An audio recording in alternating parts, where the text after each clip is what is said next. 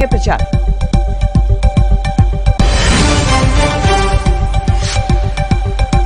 UP में सियासी रैलियों, रोड शो पर पाबंदी और बढ़ने की संभावना। आज चुनाव आयोग कोरोना के हालात पर गौर करके करेगा फैसला।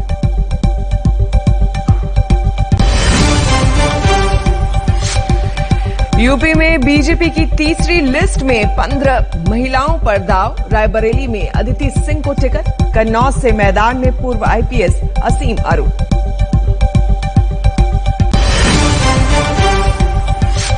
दक्षिण के राज्यों में कोरोना की बेकाबू रफ्तार। देश में भी 3.5 लाख नए केस। दिल्ली, मुंबई में केस में लगातार कमी से राहत। दिल्ली में वीकेंड कर्फ्यू फिलहाल जारी।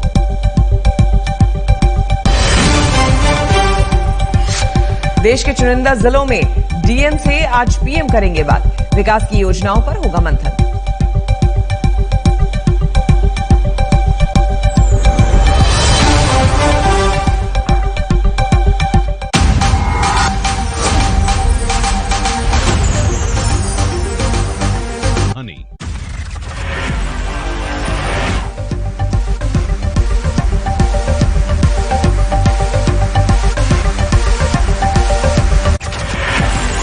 पश्चिमी यूपी में आज से प्रचार का आगाज करेंगे अमित शाह। कैराना, शामली, बागपत और मेरठ में कार्यक्रम।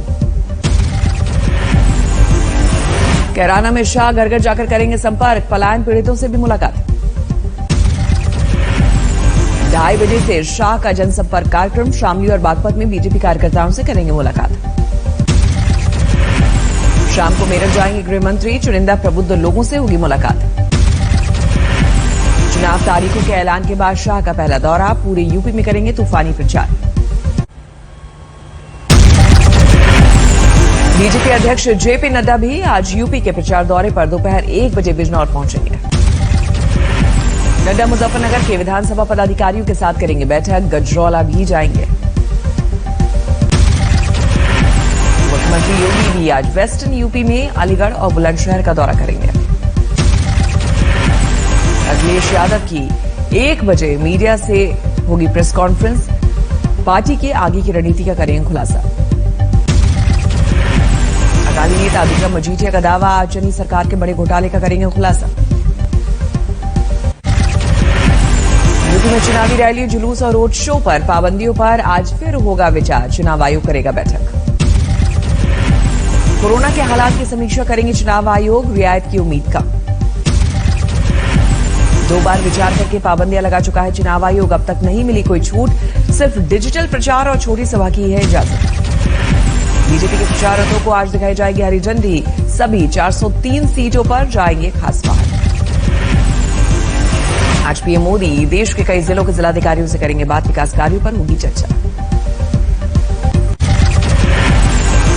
कई दिनों के तूफानी मंथन के बाद बीजेपी ने यूपी के लिए जारी की तीसरी लिस्ट। 85 उम्मीदवारों के नाम का ऐलान।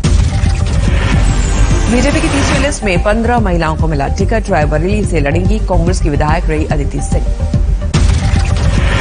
कन्नौज से बीजेपी ने आईपीएस अधिकारी रहे असीम अरुण को थमाया टिकट। हरदोई से नितिन अग्रवाल लड़ेंगे चुनाव। यूपी के दौरे पर है बीजेपी के अध्यक्ष जेपी नड्डा। आगरा में पार्टी कार्यकर्ताओं को दिया जीत का मंत्र। यूपी चुनाव के लिए बीजेपी ने जारी किया नया कैंपेन सॉन्ग। यूपी फिर मांगे भाजपा सरकार नाम के गीत में लिखी योगी सरकार की उपलब्धियां। लखनऊ में सीएम योगी ने लॉन्च किया बीजेपी का थीम सॉन्ग। धर्मेंद्र प्रधान समेत पार्टी के दूसरे दिग्गज भी रहे मौजूद। यूपी के युवाओं को कांग्रेस की चुनावी सौगात। राहुल प्रियंका ने साथ मिलकर जारी किया यूथ मैनिफेस्टो। कांग्रेस ने यूपी के 20 लाख युवाओं को किया नौकरी का वादा। 8 लाख महिलाओं को नौकरी देने की बात। यूथ मैनिफेस्टो को स्टार्टअप के 5,000 करोड़ फंड। प्रतियोगी परीक्षाओं की फीस माफ करेगी कांग्रेस। पंजाब के लिए बीजेपी ने जारी की 34 उम्मीदवारों की पहली लिस्ट। सभी वर्गों के प्रतिनिधित्व का किया दावा। ਅਸੀਂ ਡਾਕਟਰ ਵੀ ਦਿੱਤੇ, ਅਸੀਂ ਉਦਯੋਗਪਤੀਆਂ ਨੂੰ ਵੀ ਦਿੱਤੀ, ਅਸੀਂ ਕਿਸਾਨ ਵੀ ਦਿੱਤੇ, ਅਸੀਂ ਡਾਕਟਰ ਵੀ ਦਿੱਤੇ। आम आदमी पार्टी ने पंजाब में जारी किया 4 उम्मीदवारों की लिस्ट। पार्टी की ओर से सभी 117 प्रत्याशियों की सूची आउट। आम आदमी पार्टी ने चन्नी और सिद्धू पर कसा तंज। पंजाबी गीत तुनक तुनक तुन पर बना मीम सोशल मीडिया पर वायरल। पंजाब में अकाली दल ने फिर किया जीत का दावा। मुक्तसर में सुखबीर सिंह बादल ने आम आदमी पार्टी और कांग्रेस पर साधा निशाना। बीजेपी के साथ नहीं बनी मनोहर पर्रिकर के बेटे की बात। उत्पल पर्रिकर ने पणजी से निर्दलीय चुनाव लड़ने का किया ऐलान। निर्दलीय लड़ने का ऐलान करने के बाद उत्पल पर्रिकर ने बीजेपी को सुनाई खरी खोटी। बोले पिता के मूल्यों की है लड़ाई। कांग्रेस में शामिल हुए उत्तराखंड के पूर्व मंत्री हरक सिंह रावत। हरीश रावत की मौजूदगी मिली। पार्टी की सदस्यता बीजेपी पर बढ़ गए। में एक गिलेरी की तरह एक छोटे कार्यकर्ता के रूप में मैं उत्तराखंड में भाजपा की विदाई करने में, कांग्रेस की सरकार लाने में जो भूमिका निभा सकता हूं उस भूमिका को मैं निभाऊंगा। हरक सिंह रावत की बहू अनुकृति भी कांग्रेस में शामिल। सूबे में बीजेपी की हार का किया दावा।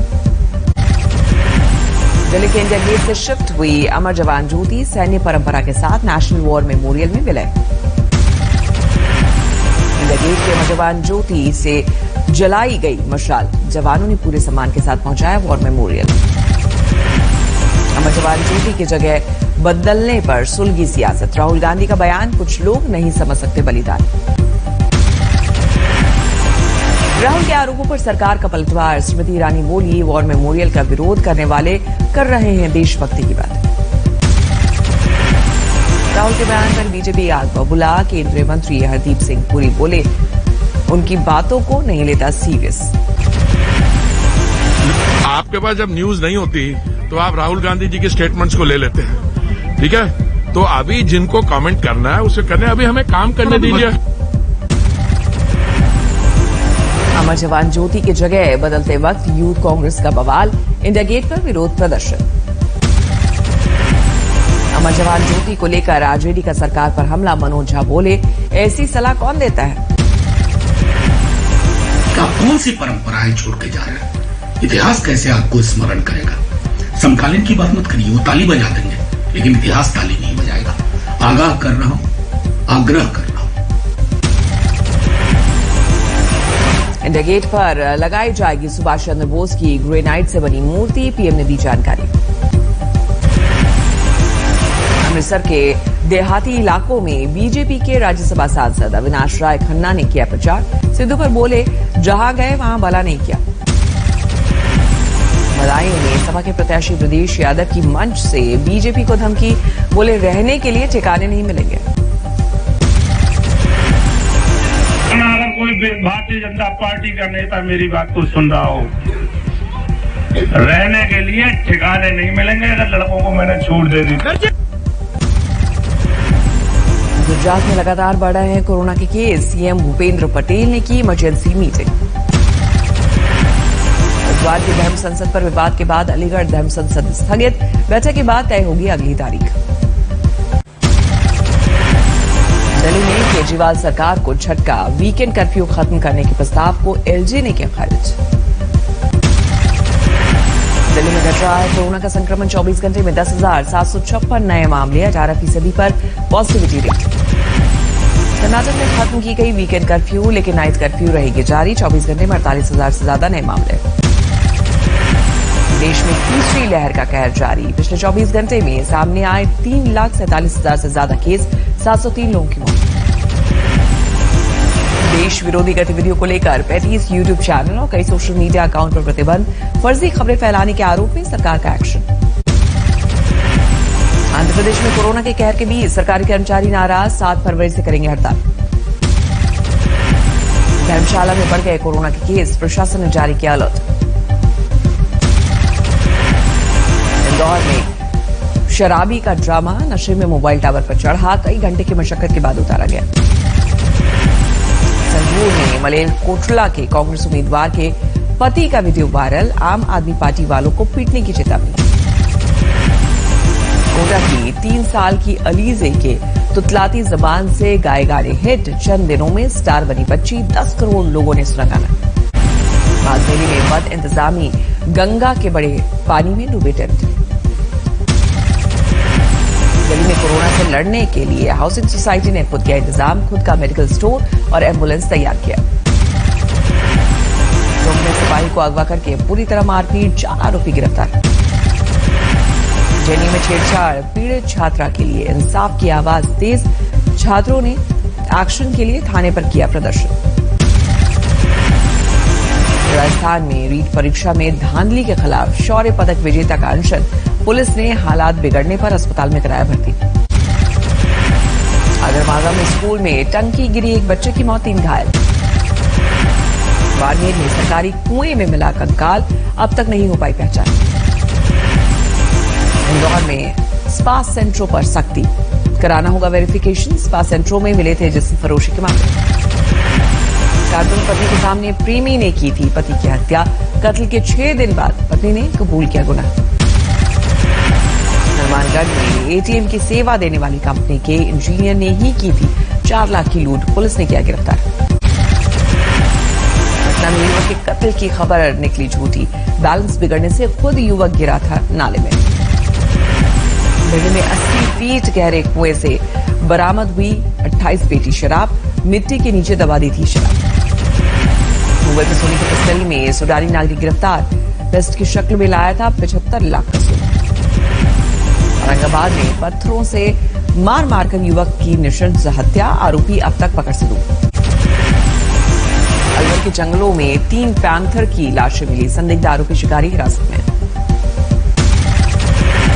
पटना में सबसे सुरक्षित माने जाने वाले बाकरगंज में लूट, ज्वेलरी शॉप को बदमाशों ने दिन दहाड़े लूटा। लखीमपुर की विनीता में एसआईटी ने दाखिल की चार्जशीट, 7 आरोपियों में से 4 की खिलाफ चार्जशीट। सूरत में मंदिर तोड़कर शिवलिंग चोरी, बिल्डर पर आरोप। गुरदासपुर में बहू ने प्रेमी के साथ मिलकर ससुर का किया कत्ल, दोनों गिरफ्तार। भारत को हराकर दक्षिण अफ्रीका ने वनडे सीरीज में बनाई 2-0 की अजय बढ़त, 7 विकेट से दर्ज की जीत। साउथ अफ्रीका के खिलाफ दूसरे वनडे में भारत ने टॉस जीतकर पहले ही की बल्लेबाजी, 6 विकेट खोकर बनाए थे 287 रन। साउथ अफ्रीका के खिलाफ दूसरे वनडे में ऋषभ पंत ने बनाए 85 रन, कप्तान केएल राहुल ने ठोके 55 रन। इंडिया ने 64 के स्कोर पर गंवाए पहले 2 विकेट, नंबर 4 पर बैटिंग करने आए पंत ने संभाली पारी। T20 वर्ल्ड कप का शेड्यूल जारी, 16 अक्टूबर से होगी शुरुआत, 13 नवंबर को मेलबर्न में होगा फाइनल। पाकिस्तान से होगा भारत का पहला मुकाबला, 23 अक्टूबर को मेलबर्न में खेला जाएगा मैच। दिल्ली में जारी है सर्दी का सितम, ठंडी हवाओं ने लोगों को किया बेहाल, घने कोहरे ने भी बढ़ाई मुसीबत। घने कोहरे ने बढ़ाई रेल यात्रियों की मुसीबत, 2 से 5 घंटे की देरी से चल रही ज्यादातर ट्रेन। पश्चिमी उत्तर प्रदेश में भी कोहरे का कोहरा, सुबह के 10 बजे तक 100 मीटर होती है विजिबिलिटी। यूपी में घने कोहरे की वजह से रेलगाड़ियों की आवाजाही पर असर, दर्जनों ट्रेन रद्द। केंद्रीय कर्मचारियों को जल्द मिलेगी खुशखबरी, डीए के साथ एचआरए में भी इजाफे का हो सकता है ऐलान। कंपनियों, फैमिली ऑफिस की क्रिप्टो होल्डिंग पर लग सकता है 18% टैक्स, बजट में ऐलान कर सकती है सरकार। हिंदुस्तान यूनिलीवर के मुनाफे में 18.68% का उछाल, तीसरी तिमाही में 2300 करोड़ रहा शुद्ध लाभ। सोशल मीडिया पर ग्राहकों की नाराजगी के बाद नेस्ले ने बाजार से हटाए किटकैट के पैकेट, धार्मिक भावना को आहत करने का लगा था आरोप। इलेक्ट्रिक मोबिलिटी स्पेस में एंट्री लेने की तैयारी में है गौतम अडानी, इलेक्ट्रिक वाहन बैटरी बनाने और देशभर में चार्जिंग स्टेशन स्थापित करने की भी योजना। ऑस्ट्रेलिया में 1 फरवरी से लागू होगा अनिवार्य वैक्सीनेशन कानून, संसद के निचले सदन के बिल को दी मंजूरी। बोलीविया में वैक्सीन विरोधियों ने सड़क पर लगाया जाम, कहा हेल्थ तानाशाही नहीं चलेगी। यूक्रेन को लेकर अमेरिका और रूस में बढ़ता जा रहा है तनाव, जो बाइडेन ने फिर दी कड़ी चेतावनी, कहा जवाबी कार्रवाई के लिए है तैयार। जेनेवा में मिलेंगे रूस और अमेरिका के राजनयिक, यूक्रेन पर तनाव को कम करने के लिए होगी मातूकत। इस महीने दुनिया के कई हिस्सों में नौसैनिक अभ्यास की शुरुआत करेगा रूस, रक्षा मंत्रालय ने जारी किया बयान।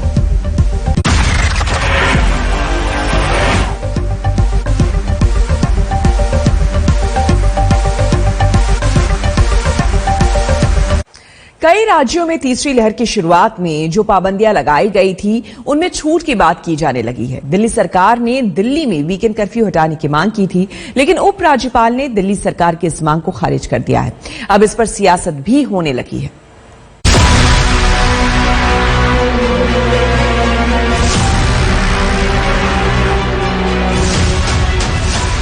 देश में 3 लाख से ज्यादा कोरोना केसेस आने लगे हैं, लेकिन राजधानी में कोरोना संक्रमितों की संख्या कम होने लगी है। कम से कम सरकारी आंकड़ों में तो ऐसा ही हो रहा है। तो दिल्ली के अंदर नंबर ऑफ केसेस भी कम हो रहे हैं, पॉजिटिविटी भी कम हो रही है। इस टाइम काफी कंट्रोल में है। और जो एक्सपर्ट्स का कहना था पहले कि दिल्ली के अंदर 1 लाख केसेस भी पर डे आ सकते हैं, अब वो खतरा टल गया है।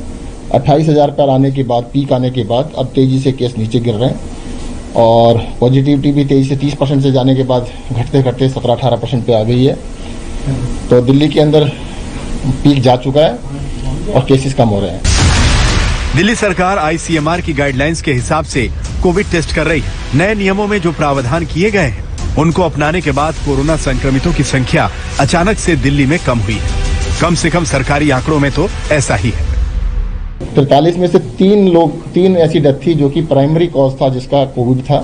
बाकी प्राइमरी कॉज सभी के किसी और वजह से थे। 40 जो डेथ थी जिसके अंदर कैंसर के लोग थे, किडनी डिजीज थी, 2 केसेस ऐसे थे कि जो एक्सीडेंट और ट्रॉमा वाले केस थे। तो वो सारे मिक्स था। प्राइमरी कॉज ऑफ डेथ जो था वो था 3 लोगों का था। डेथ देखिए अस्पताल में काफी सारे लोग आते हैं जिनको कोविड वहां पे जाके हो जाता है। दिल्ली सरकार ने इसी वजह से आज उपराज्यपाल से मिलकर कोविड प्रतिबंधों के कुछ खास प्रावधानों को हटाने की अपील की थी। दिल्ली सरकार वीकेंड कर्फ्यू और दुकानों के ऑड इवन नियमों को हटाना चाहती है। साथ ही प्राइवेट ऑफिसों में 50% क्षमता के साथ खोले जाने की अनुमति मांगी थी, लेकिन राज्यपाल ने केवल ऑफिसों को ही 50% क्षमता के साथ खोले जाने की अनुमति दी। LG के फैसले से दिल्ली के व्यापारी निराश हुए हैं और फैसला बदलने की मांग कर रहे हैं। जिस प्रकार आज दिल्ली के मुख्यमंत्री जी ने सुबह ये ऐलान किया था कि दिल्ली में जो लॉकडाउन है जो 2 दिन का वो हटाया जा रहा है, कर्फ्यू, और उसके अलावा जो ऑड इवन है उसको भी वापसी के लिए उन्होंने LG साहब को फाइल भेजी थी। मगर बड़े दुख की बात है उसे LG साहब ने रिजेक्ट कर दिया है। इसमें को लेकर व्यापारियों में काफी रोष है। हम LG साहब से निवेदन करते हैं कि व्यापारियों की दिक्कत को देखते हुए इस जो ऑड एंड इवन है इसको खत्म करें और जो वीकेंड कर्फ्यू है इसको खत्म करें। कर्फ्यू में छूट दिए जाने की चर्चा केवल दिल्ली में ही हो रही हो ऐसा नहीं है, कई राज्यों में इसकी चर्चा है। कर्नाटक में तो वीकेंड कर्फ्यू भी हटा दिया गया है, जबकि कर्नाटक उन 5 राज्यों में है जहां सबसे ज्यादा मामले आ रहे हैं। संक्रमण की स्थिति में सुधार की बात मुंबई में भी होने लगी है, लेकिन महाराष्ट्र में कोरोना संक्रमित मरीजों के मामले फिर से बढ़े हैं। ऐसे में नियमों में ढील देने की चर्चा शांत हुई है। मुंबई समेत महाराष्ट्र में लगातार मामलों में गिरावट देखी जा रही है। ऐसे में मुख्यमंत्री उद्धव ठाकरे ने ये भी ऐलान कर दिया है कि अब 24 तारीख से जो स्कूल कोरोना के खतरों की वजह से बंद कर दिए गए थे उनको फिर एक बार शुरू कर दिया जाएगा। हम आंकड़ों की बात करें तो आंकड़े लगातार 8 या 9 दिनों से कम होते जा रहे हैं। कल के आंकड़े की बात करें तो 5,000 से ज्यादा केसेज आए हैं और 12 मृत्यु जो है वो कोविड से हुई है। मगर सबसे बड़ा चिंता का विषय अभी भी यही बना हुआ है कि कोविड की वजह से जो मौतें हो रही है उसका आंकड़ा मुंबई समेत महाराष्ट्र में बढ़ते जा रहा है। मगर एक राहत की बात यह भी है, मामले जरूर कम हुए हैं, पॉजिटिविटी भी कम हुई है, मगर बीएमसी इस पूरे मामले में कोई भी कोताही नहीं बरतना चाहती, जिसके मद्देनजर अभी भी जो रूल्स हैं, जो नियम बनाए गए हैं वो वैसे के वैसे रखे गए हैं। देश में संक्रमण की स्थिति ठीक नहीं है। हालांकि कई एक्सपर्ट हालिया स्थिति को देखकर ये भी मान रहे हैं कि आने वाले समय में मुमकिन है कि ये संक्रमण आम जिंदगी का हिस्सा हो जाए, फिर भी इसे हल्के में नहीं लेना चाहिए। आज के दिन हम देखें as a doctor, as a medical fraternity, हमारा दिमाग और दिल अलग अलग बात बोलता है। दिमाग बोलता है कि पता नहीं वायरस कुछ नया ही करना वाना करे। दिल बोलता है कि अब ओमिक्रॉन इतना ज्यादा वाइड स्प्रेड हो चुका है, हर घर में जा चुका है, तो शायद ओमिक्रॉन इतनी इम्यूनिटी इंड्यूस कर देगा नेचुरल कि शायद आने वाले वक्त में ओमिक्रॉन पूरा इस संसार से एपिडेमिक के फॉर्म में ना आए, एंडेमिकली रहे। ओमिक्रॉन उन पेशेंट्स को भी हुआ है जिनको डेल्टा हुआ था, जिनको अल्फा हुआ था, ठीक है। तो अगर हम देखा जाए तो डेल्टा से जो इम्यूनिटी बनी उसने ओमिक्रॉन को नहीं बचाया, ऐसे ही शायद ओमिक्रॉन से जो इम्यूनिटी है वो इनसफिशिएंट है हमें डेल्टा या अल्फा से बचाने के लिए। उसमें वैक्सीनेशन ने काफी इंपॉर्टेंट रोल अदा किया है। तो अगर मैं दूसरे शब्दों में बात करूं, हम लोगों को अगर ओमिक्रॉन हुआ भी है तो हमें अपने टाइम पे बूस्टर लेना चाहिए। कोरोना संक्रमित मरीजों की संख्या दूसरी लहर की तरह ही बढ़ती जा रही है। आईटी कानपुर के प्रोफेसर मणिंद्र अग्रवाल ने अपने सूत्र संक्रमण के जरिए देश में संक्रमण का पीक 23 जनवरी और केसेस 4 लाख बताए थे। फिलहाल संक्रमण की स्थिति कुछ वही दिख रही है। दिल्ली से सुशांत मेहरा और मुंबई से पारस दामा के साथ आज तक ब्यूरो। हम रुकेंगे यहाँ पर एक छोटे